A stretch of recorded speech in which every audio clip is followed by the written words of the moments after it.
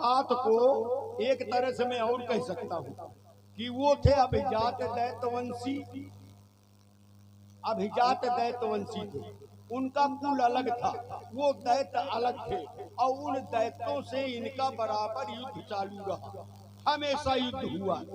तो भला जिस परिवार में आपस में लड़ाई चल रही हो उस परिवार की कन्या इनको कैसे मिल सकती है? ये भी छोड़ो, ये चर्चा भी हटाओ। तो एक और नई चर्चा ये है कि जितना बहादुर मैं हूं उतने बहादुर तुम छोड़ो।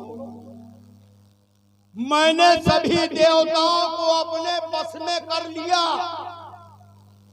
और तुम जहां गए हो तो देवताओं के द्वारा मारे गए। मैंने अपने बस में किया, बाणासुर देवताओं के द्वारा मारे गए। अब बताओ दोनों में बहादुर कौन? मैं हूं कि नहीं हूं? दैत्य कुलभूषण सुनो, तुम नहीं किसी से आगे हो और मैं बतलाता हूं बाण तुम्हें, तुम मार खाए कर आगे हो। मैं बतलाता हूं। देवासुर संग्राम याद है? एक बार देवासुर संग्राम में देवताओं और दैत्यों का युद्ध हुआ तो देवता जीत गए, दैत्य मारे गए।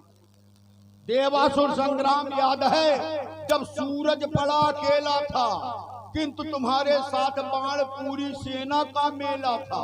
एक तरफ अकेले सूरज देवता और एक तरफ बाणासुर अपने 99 भाई 18 चौड़ी सेना के साथ युद्ध कर रहा था। परिणाम क्या हुआ? एक अकेले दिनकर ने भीषण संग्राम छेड़ा था और तेरी पूरी सेना को रणभूमि से मार खदेड़ा था। तब मार खाए कर सूरज की ये सेना लेकर भागे थे और पूरी सेना पीछे थी। भागने में बाणासुर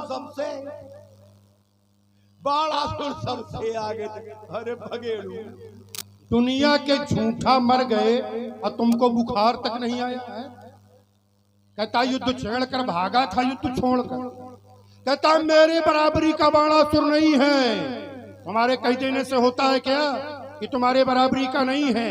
यहीं से सिद्ध हो रहा है इस ग्रंथ से कि मैं तुम्हारे समकोटि का योद्धा। कारण यह इनके लिए कहा गया कि इन्होंने कैलाश पर्वत उठाया। बताया गया सकै ने उन्हें कैलाश पर्वत उठाया। और मेरे लिए क्या कहा गया? सकै उठाए सरासुर मेरु, सुमेर पर्वत की उठाने की क्षमता है मेरे अंदर। हमारे बराबरी का कैसे नहीं? सुमेर पर्वत को उठाने की क्षमता है मेरे अंदर। ये यहां से प्रमाणित हो रहा है, मैं नहीं कह रहा हूं। नहीं, इसमें क्या बोल लूं? पूरी बात सुनो। हाँ हाँ हाँ, बोल लो। मेरे लिए कहा गया कैलाश पर्वत को उठा लिया। कौतुक ही कैलाश पुली ने जाए उठाए, मैंने उठा लिया है और इसके लिए आया कि उठा सकता है। इसने उठाया नहीं है, पता नहीं उठा सके कि नहीं उठा। हो गई बात। प्रमाण क्या है? मैंने उठाया है। तुम पता नहीं उठा सकते। अच्छा, हो गई बात। अगर उठाया है तो मेरे बराबर के बहादुर, और नहीं उठाया ऐसा नहीं है। ये ग्रंथ प्रमाणित कर रहा है कि सकै ये निश्चयात्मक शब्द है। ये निश्चयात्मक शब्द है, उठा सकता है, इसमें कोई संदेह नहीं है। परंतु उठाया नहीं मैंने। सुनो किस लिए? कि मैं तुम्हारे जैसे बेमतलब का काम थोड़ा करता हूँ भाई। भार उठाना किसका काम? बोझा उठाना किसका काम है? गधा बोझा उठाता है नित्य प्रति, क्या उसको कोई वीर कहते हैं? कितना बोझा उठाता है? तो मैं तुम्हारे जैसे थोड़ा हूं कि बोझा उठाता घूमूं। उठा सकता हूं परंतु मैंने उठाया नहीं है। और रही बात, तुम कहते हो युद्ध छोड़कर भागे थे, मतलब गधा बोझा उठाता है? हाँ बिल्कुल, गधा। हाँ क्यों भाई? हाँ, गधा बोझा उठाता है? हाँ। बताओ कितने लोग हाथ उठाओ, कौन कौन जानता है गधा बोझा उठाता है? गधा बोझा उठाता है? जासी रुक जाओ, गधा बोझा उठाता है? बताओ। अपने हाथ से उठा लेता है। गधा बोझा उठाता है?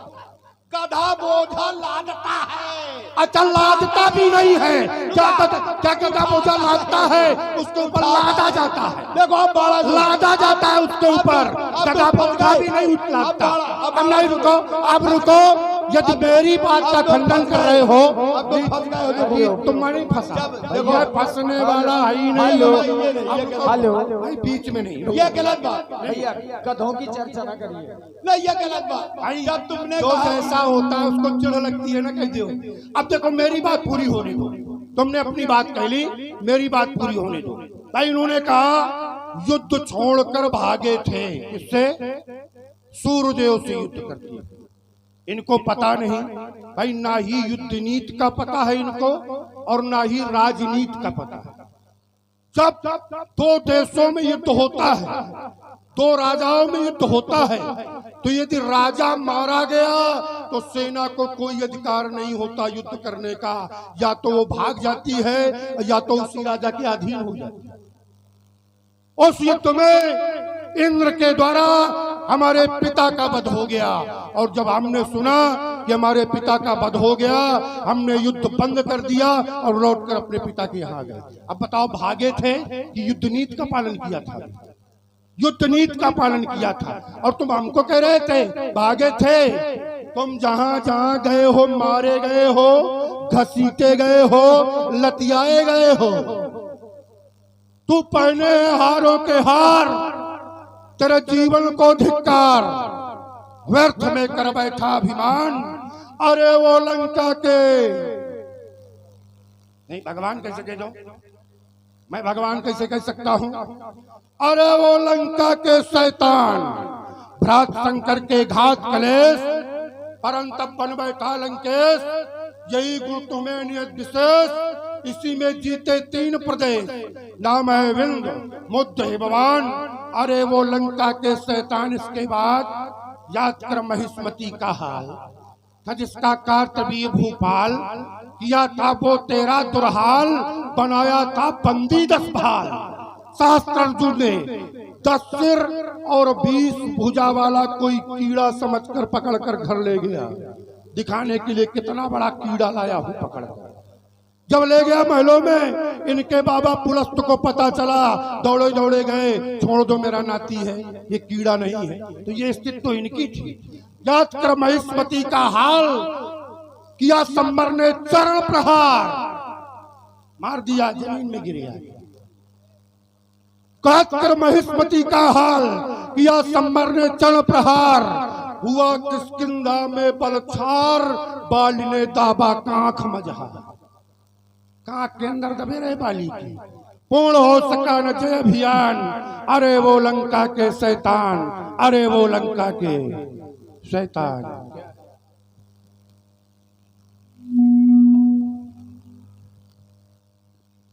ऐसा करो, ये रावण बाणासुर का आना बहुत आवश्यक था।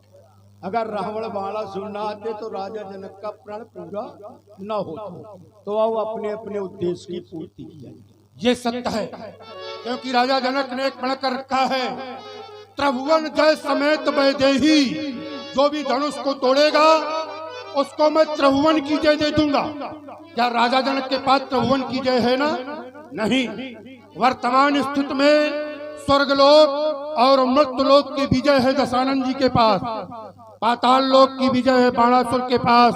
तो आओ अपनी अपनी विजय इस धनुष पर समर्पित करें, ताकि जो भी धनुष का तो धनुष को तोड़े वो त्रिभुवन विजेता ही नहीं, 14 भुवनों का विजेता हो। बोलो शंकर भगवान की, हर हर महादेव।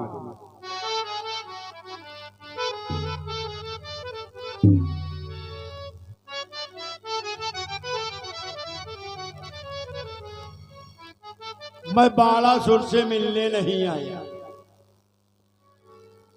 मैं राजा जनक से मिलने नहीं आया। और ये धनुष जहां कल टूटता हो या पैर टूट जाए, हमें क्या मतलब है? धनुष से मतलब नहीं हमें। मैं आया था उससे मिलने जिसने ताड़का को मारा। और ये बात सही है जो बाणासुर कह रहा था कि ताड़का तुम्हारे पक्ष की थी, हमारी रिश्तेदार नहीं थी, लेकिन हमारे पक्ष की थी। लेकिन ध्यान दो, जब किसी देश का आतंकवादी मारा जाता है तो वो देश वाले कभी कहते हैं क्या कि हमारा है? कहते हैं? नहीं कहते ना। इसी तरह हम कौन माने ले रहे कि हमारा है? अगर हम मान लेंगे तो कहेंगे ना कि रावण का है। अच्छा चलू उससे मिलूं जिसके लिए आया यहाँ, और घूम कर ढूंढू उसे बैरी बिराजा है कहाँ। विप्लवी पीहड़ भयंकर क्रांति की गुंजार भर के, जो रण के लिए ललकारता है शक्ति को उलझार करके। मारीच और सुबाहु मारे ताड़का को भी हना, और देखो निसंगी को सुशी लटपटा कैसा बना। मैंने आज तक बहुत भगवान देखा, बहुत से भगवान देखा, लेकिन ये भगवान कैसा है इसको नहीं देखा। तो मैं इसको देखना चाहता हूँ। जिस समय मैं लंका से चला, ताड़क वन पहुंचा, देखा ताड़का मरी पड़ी है। 14,000 राक्षस मरे पड़े हैं। एक स्थान पर राख का ढेर लगा है, लेकिन मारीच का कहीं पता नहीं। मैं जब समीप में गया तो एक राक्षस घायल था। मैंने उससे पूछा किसने किया? बताया 2 राजकुमारों ने। राजकुमार? बोले हाँ बाबा, विश्वामित्र के साथ थे। मैंने कहा कहाँ से आए? बोले अयोध्या से। और मैंने कहा कहाँ गए? तो बोले जनकपुर की ओर गए हैं। अब बस उन्हीं राजकुमारों को देखने के लिए मैं आया हूँ मिथिला में। ऐसी समाज में है यही, लेकिन रावण को देखकर जब बड़े बड़े डर जाते हैं तो राजकुमार तो डर ही जाएंगे। कहीं बैठे हैं समाज में, किसने मारा है ताड़का को? मेरे सामने आ जाओ जिसने ताड़का को मारा है। क्रोध बढ़ रहा है। किसने मारा?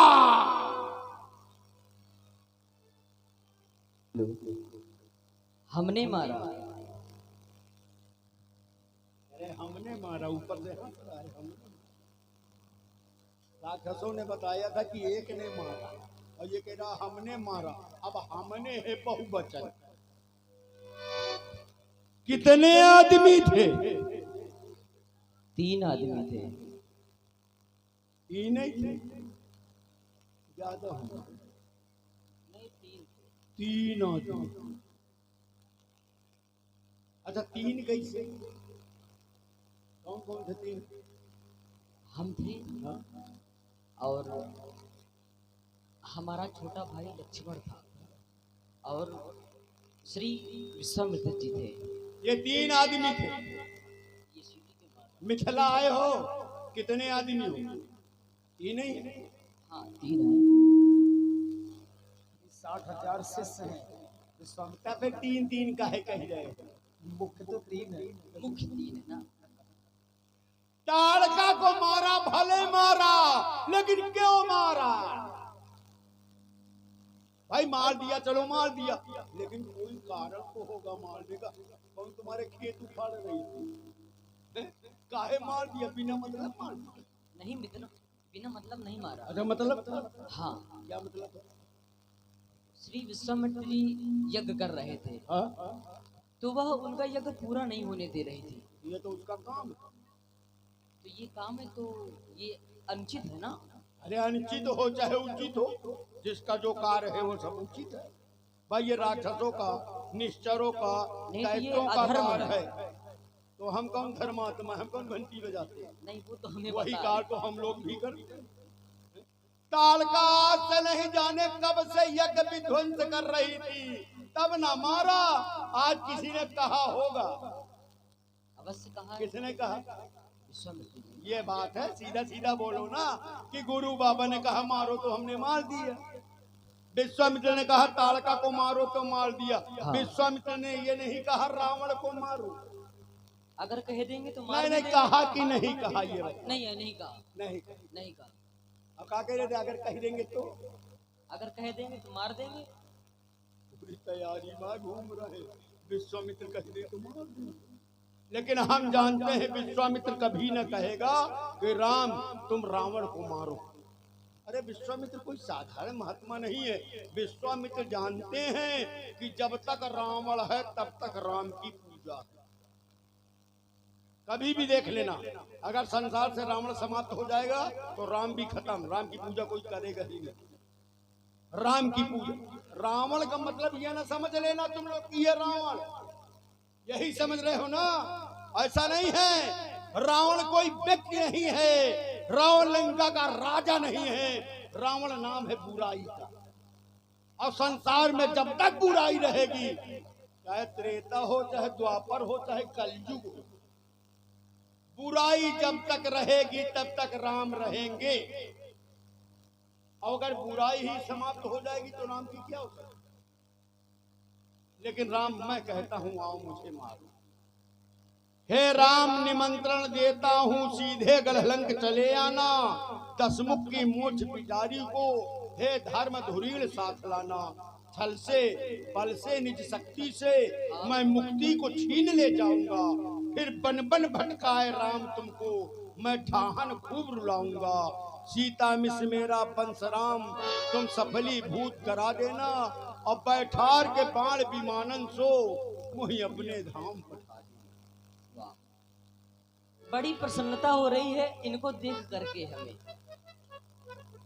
बड़ी प्रसन्नता हो रही है आपको देख करके। और आंतरिक इच्छा मेरी यही थी कि आपके दर्शन प्राप्त कर सकूं। और आपको देख करके हमें कुछ लग रहा है। लग क्या रहा है? कि कुछ बदलती हुई तकदीर नजर आती है। कुछ बदलती हुई तकदीर नजर आती है। और मुझे एक यादों की जंजीर नजर आती है। अगर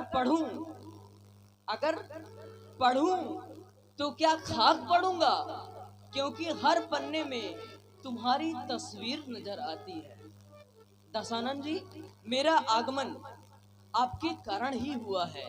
किस प्रकार से हुआ है?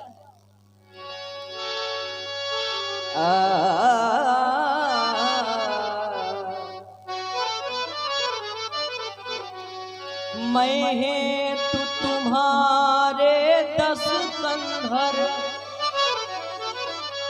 इस अवनी तल में आया हूँ।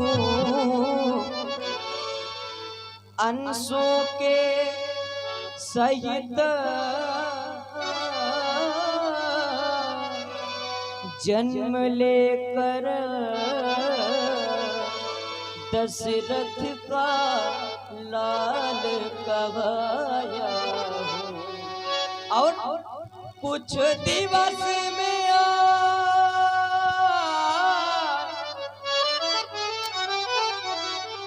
कुछ दिवस में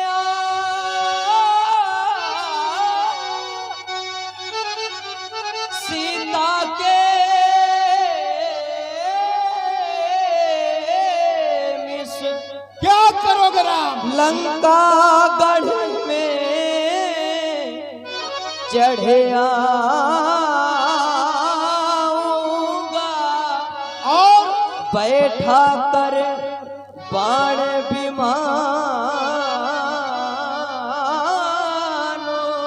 में निज परम धाम पहुंचाऊंगा। अब इतिहास में क्या होगा? और इतिहास के पन्नों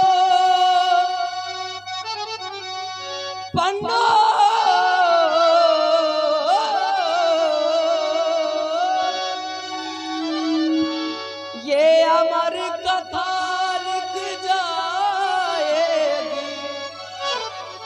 सुर नर किन्नर गंधर्व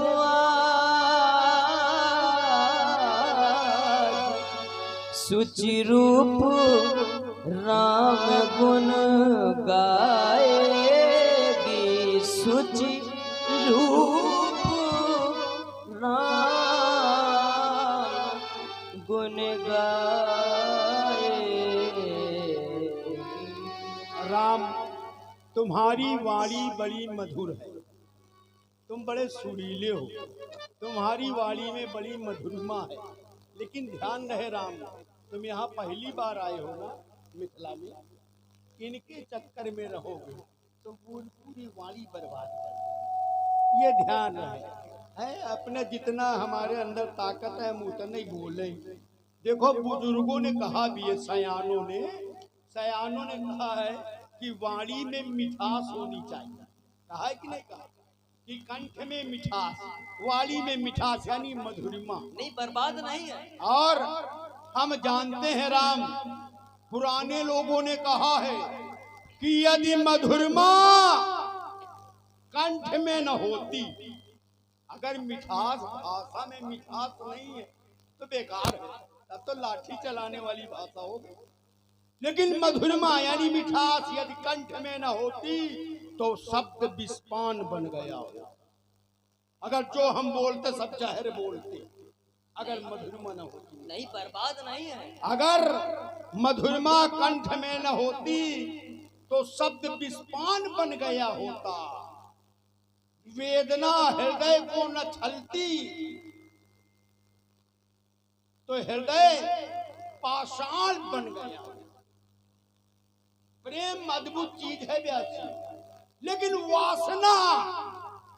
वासना यदि प्रेम में न होती तो प्रेम वरदान बन गया होता। और याचना यदि भक्त में न होती तो भक्त भगवान बन गया होता। आज एक भक्त है, आज एक भगवान है। हे राम, हमारी तुम्हारी भेंट अब लंका में होगी। एक बार प्रेम से बोलिए शंकर भगवान की। कुछ आपदाएं ऐसी होती हैं जिस कारण से यह होता है। आपदाएं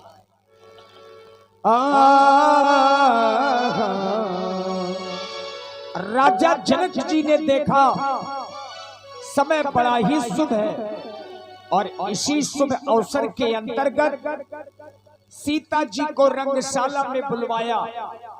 राजा जनक जी ने अपने प्रण के कार्य को शुभारंभ करवाया।